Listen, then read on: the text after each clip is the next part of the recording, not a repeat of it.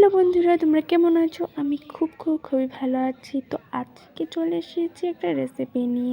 Maggi বড়োর থেকে ছোট সবই খেতে ভালোবাসে, তো আজকে আমরা ওইটাই বানাবো। তো চলো ভিডিওটা স্টার্ট করা যাক।